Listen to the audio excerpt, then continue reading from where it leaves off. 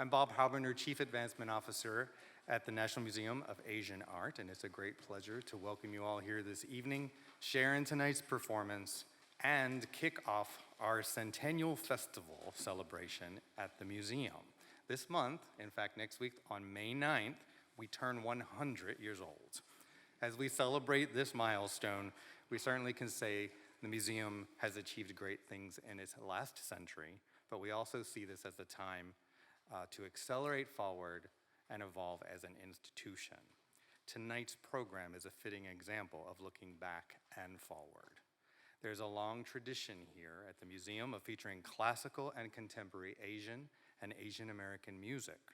And tonight we are indeed proud to showcase the work of composer Huang Ruo, his Angel Island Oratorio, as performed by the U.S. Air Force Band Singing Sergeants and the Sol Quartet, who are actually in their second performance this week at the museum. There was a wonderful noontime concert yesterday that I see some faces who are also at that performance.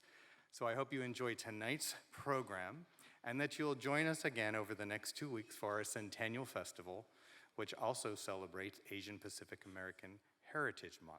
We are so grateful to Bank of America for supporting this initial festival year and the next 4 years, which allows us to share the diversity of Asian art and culture with a broad public right here on the National Mall. And now it's my pleasure to introduce Jenny Billfield, President and CEO of Washington Performing Arts. We're so pleased to partner with them on this concert tonight. So pleased that WPA is a wonderful partner with us. And she's joined by Huang Ruo. So enjoy and welcome Jenny.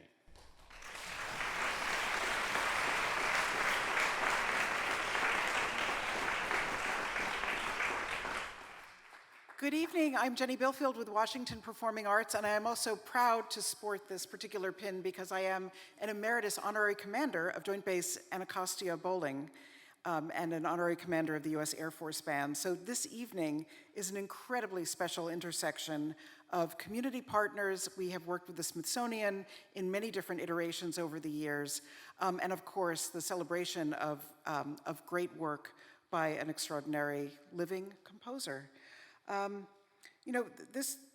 This evening is an example of how partnerships thrive in Washington, D.C., and it's something that is so much part of Washington Performing Arts' mission and vision and ethos. And I'm very grateful, frankly, that the U.S. Air Force Band has been such a receptive and enthusiastic partner over many, many different projects over many years. In fact, the creativity and the musicality and the technical ability of both the musicians and the production team have made it possible for us to bring so many new projects to life that would have been prohibitively complex to do otherwise. And I love what it says about our collaboration on the work of living composers with these extraordinary musicians in this city that is continually evolving, that we're able to present these works and supported by our taxpayer dollars at the Smithsonian, which is supported by our taxpayer dollars, and with Washington Performing Arts, which is supported by taxpayer dollars and your support. So thank you for that. The Sol Quartet, also an ensemble of tremendous virtuosity and imagination, friends from California who are really leading voices and artists on so many different levels and great collaborators. So I hope if you haven't heard them in the past that you will discover them through their recordings, fall in love with them this evening. So the work you're hearing tonight is an oratorio. It's in 6 movements. It's called Angel Island. I want to thank the U.S. Air Force Band, the Smithsonian, Del Sol, Colonel Schofield, who's been a great partner, as was his predecessor, in helping bring these works to life. Thank you for supporting the arts. Whether you're doing it here or at other venues that we present in, we couldn't do this without you, and frankly, having you here after the pandemic is reassurance that we just keep going with huge optimism and tremendous gratitude. We couldn't do it without you. So now to hear a little bit more about Angel Island, let me introduce Huang Ruo, a friend, wonderful composer, and also playing many different roles this evening.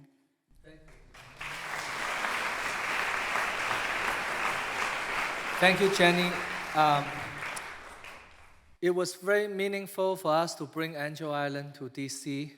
What I would love to create in this piece is a piece of lost history in the Asian American journey.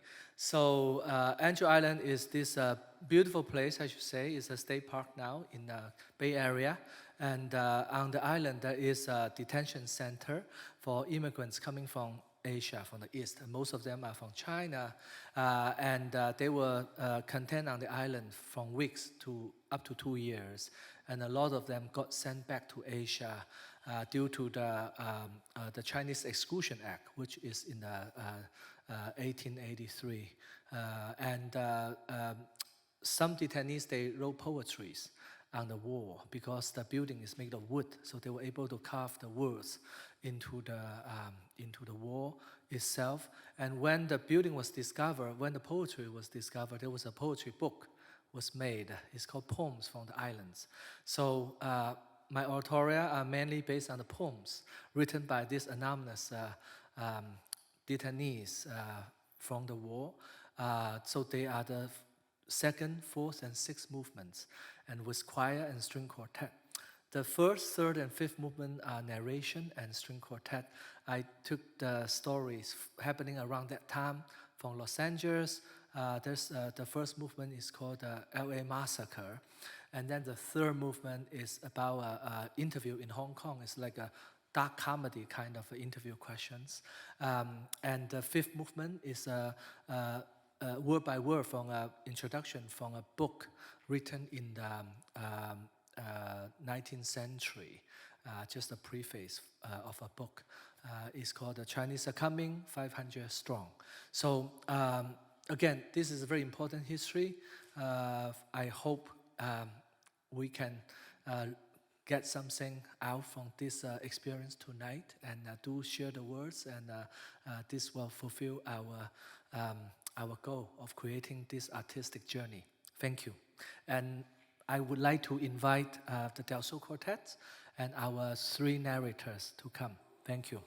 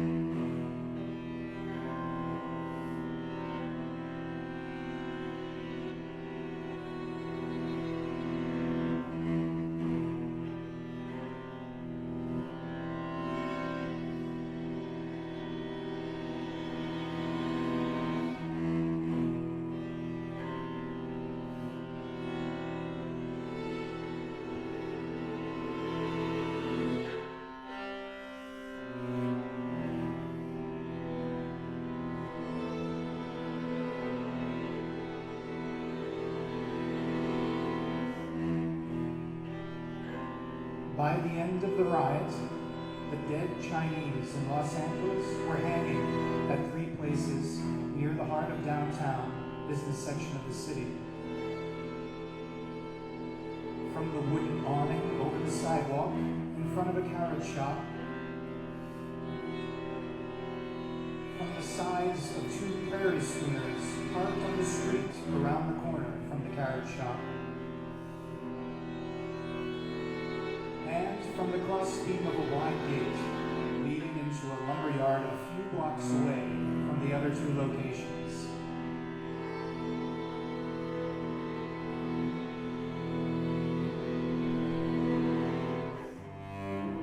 One of the victims was hanged without his trousers and minus a finger on his left hand. The mob ransacked practically every Chinese-occupied building on the block and attacked or robbed nearly every resident.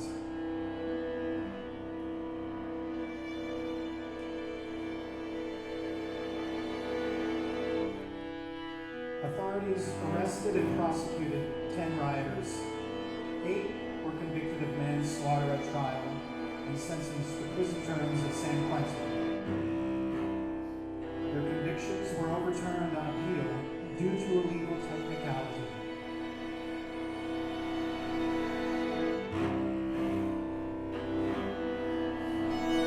The 8 men convicted were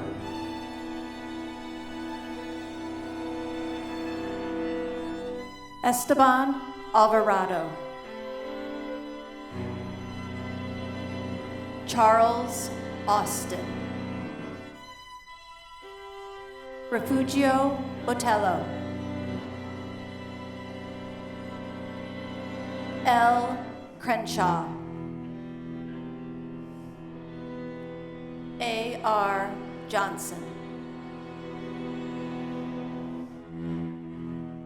Jesus Martinez, Patrick M. McDonald, Louis Mendel, a total of 17 to 20 Chinese immigrant men were hanged by the mob.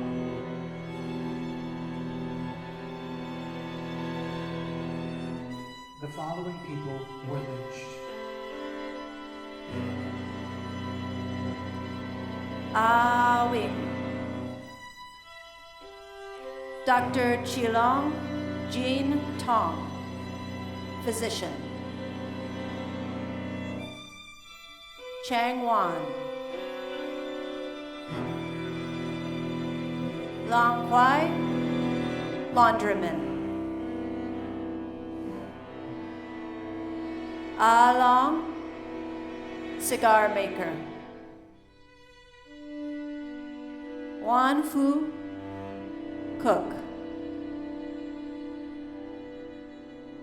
Tong Wan, cook and musician, Ah Lo, Dae Ki, cook, Ah Wa, cook, Ho Hing, cook, La He, cook, Ah Wan, cook, Wing Chi, cook, Wang Chin, storekeeper.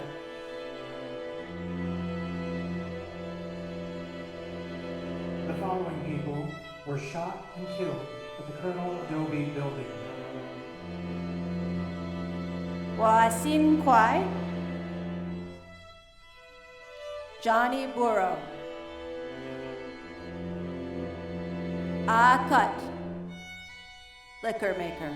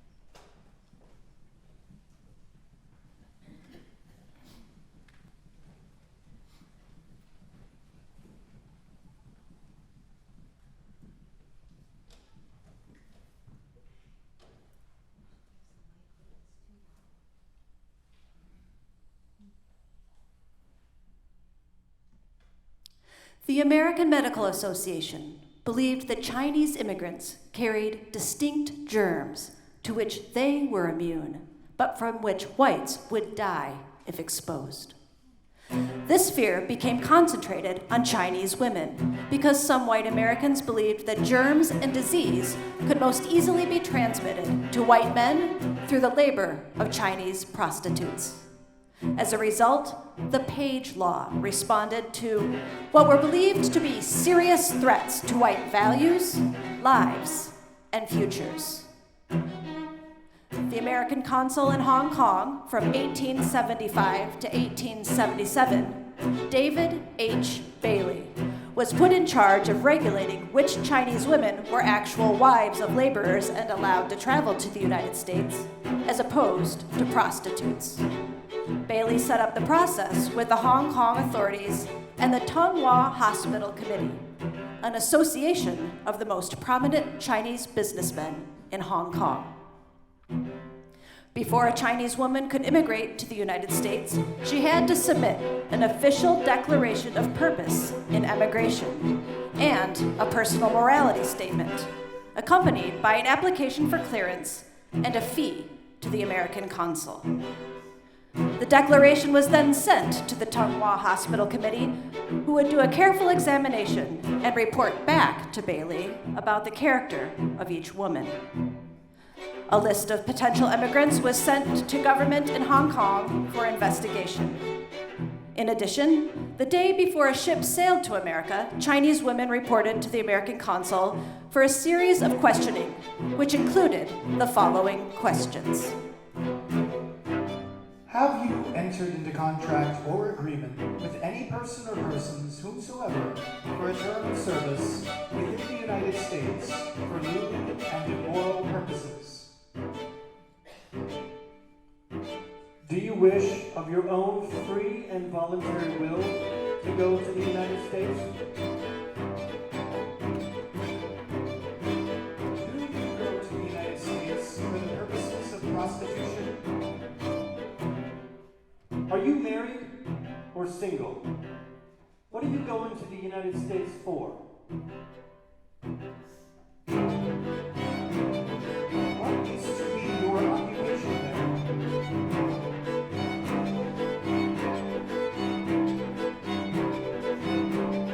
Have you lived in a house of prostitution in Hong Kong, Macau, or China? Have you engaged in prostitution in either of the above places? Are you a virtuous woman?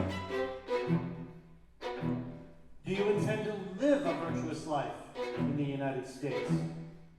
Do you know that you are at liberty now to go to the United States or remain in your own country, and that you cannot be forced to go away from your home? The Chinese women who passed these questions, according to the American consul, were then sent to be questioned by the harbor master on duty. He would ask the women the same questions in an effort to catch liars. But if the women were approved, they were allowed to board the steamer to America. Once on board the ship, the women were questioned again.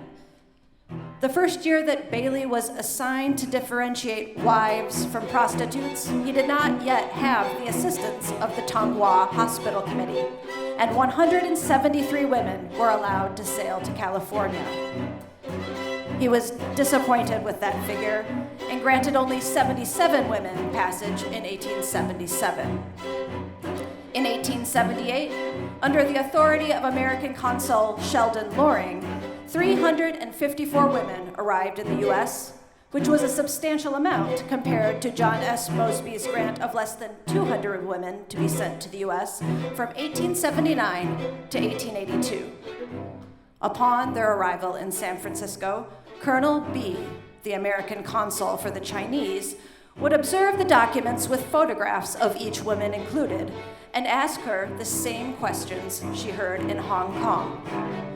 If women changed their answers to the questions, did not match the pictures, or had incomplete paperwork, they could be detained and sent back to Hong Kong. As a result, from 1875 to 1882, at least 100 and possibly several hundred women were returned to China. The entire process was shaped by the larger, explicit assumption that Chinese women, like Chinese men, were dishonest.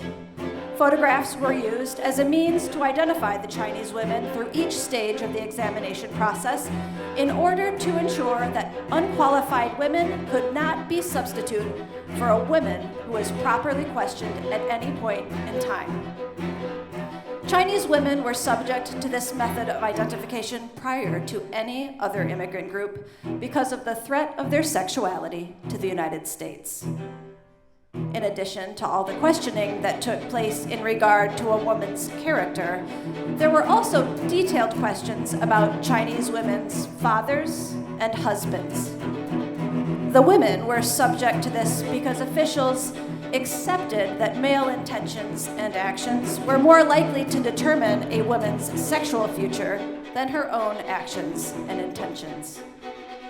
Chinese women had to demonstrate that they grew up in respectable families and that their husbands could afford to support them in the United States.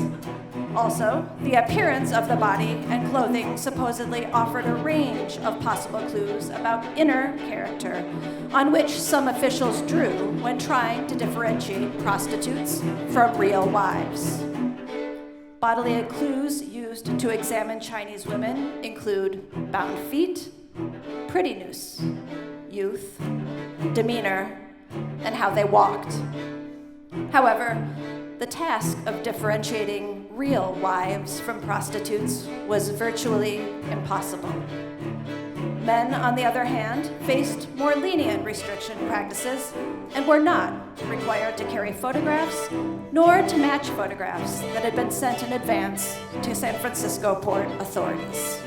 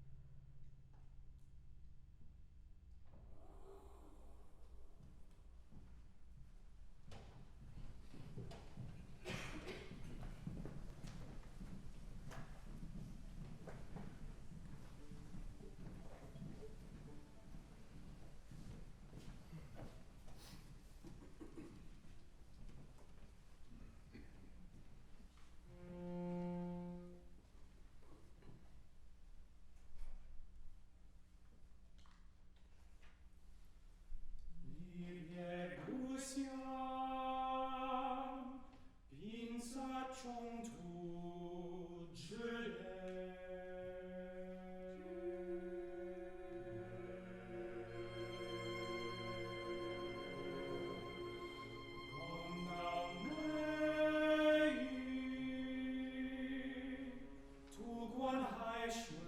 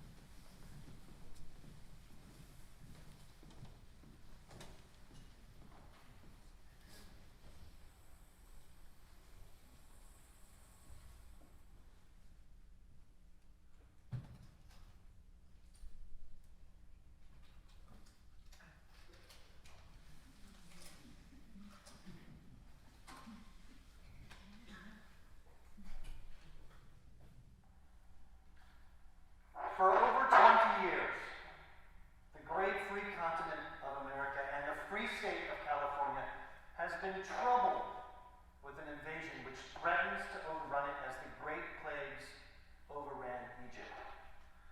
The hordes of Asiatic coolies that have found their way to our land, threatening California and the whole United States with the establishment of a heathen Chinese republic, should be controlled in the interest of our grand European and American Christian civilization.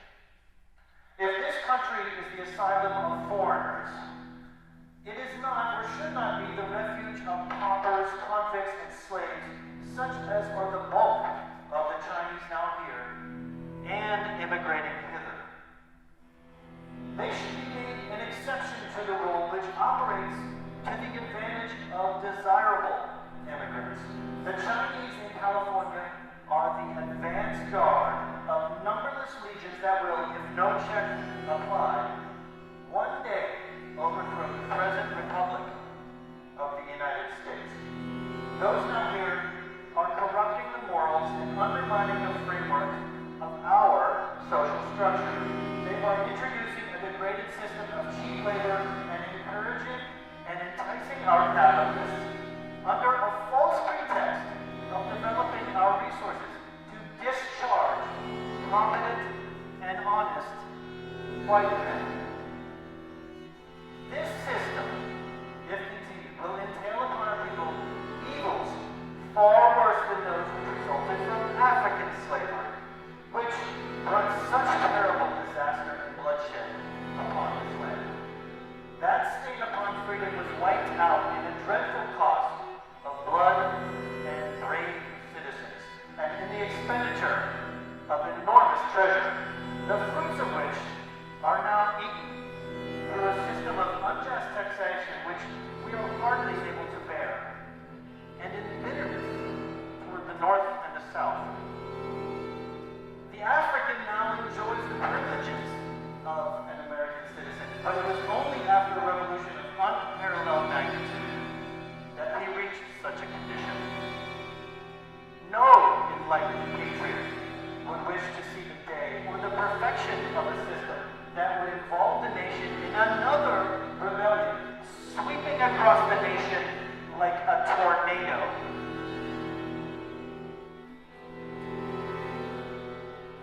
Time, sweet time, has proved, when nothing else could, to be the solver of great problems, even when philosophers and statesmen have proved inadequate. Time moves onward.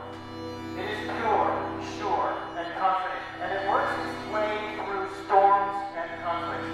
It may be with our great heathen Chinese Republic in California that it shall find time to demonstrate its dangerous attitude to the Christian free state.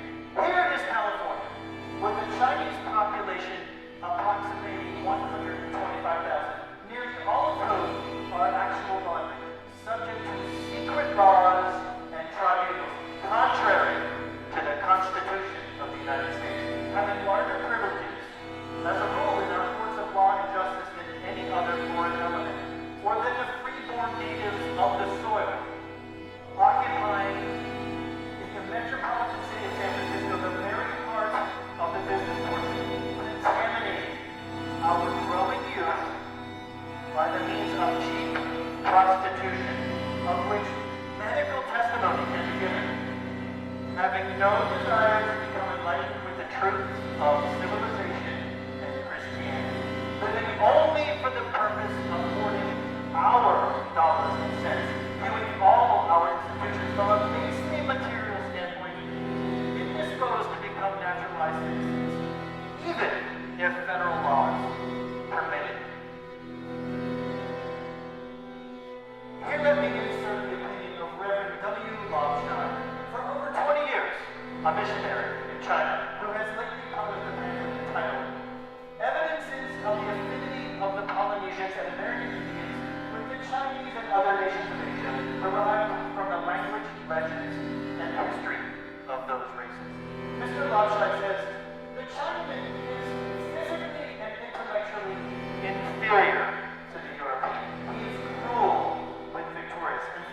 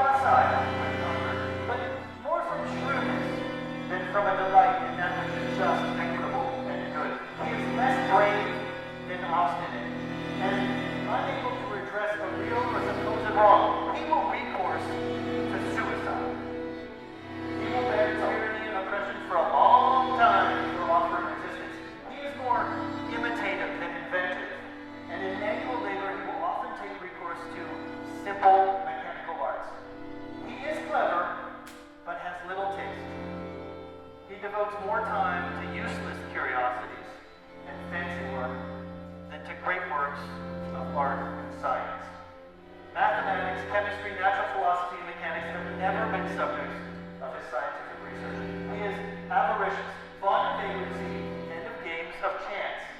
His love of money makes him a habitual thief. His fondness for vagrancy, a highway robber. And his love of hazard games has made him untrustworthy and quarrelsome. In order to obtain riches, he is persevering, diligent, frugal, and contented. But in possession of it, he is apt to become a loathsome gourmand, a slave to sensualities, and more inclined to tyranny than to generosity, delighting more in frivolity than in morality. Not pleasure, the pursuit of science, but delight in power stimulates him in his study of the classical works. His mind is lacking in fervency and in feelings of gratitude toward friends and benefactors.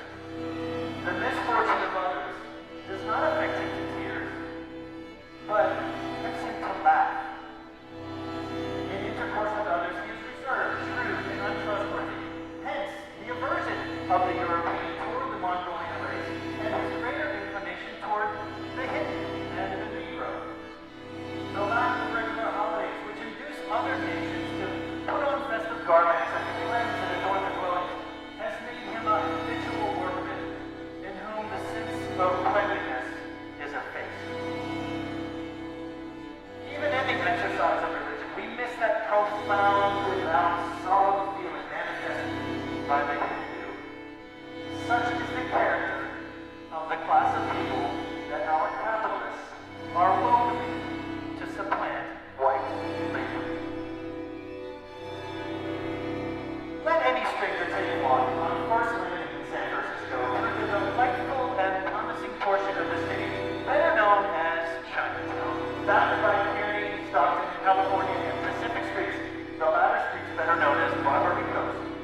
And take particular notice of the immense amount of business carried on by these heathen Chinese from sunrise to midnight, coming in contact with free white labor in all its branches.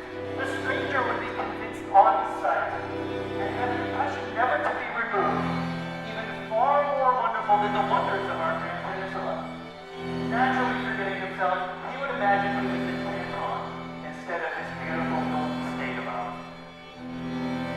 Let him bid goodbye to Chinatown and take a walk through our streets and notice, at intervals from each other, Chinese washermen spitting on clothes, working 24 hours with the day and night gang. Let him visit our cigar factories, shoe factories, railroads, sawmills, and furniture factories, stores, banks, mails, company, wars, and observe the Chinese traders trotting about with a pole on shoulders and baskets. Visit our citizens' residences. There he will find John China. Everywhere is the inevitable Mongolian. Before long, everything we eat, touch, smell, or look at will be the effects, either directly or indirectly, of Chinese slavery.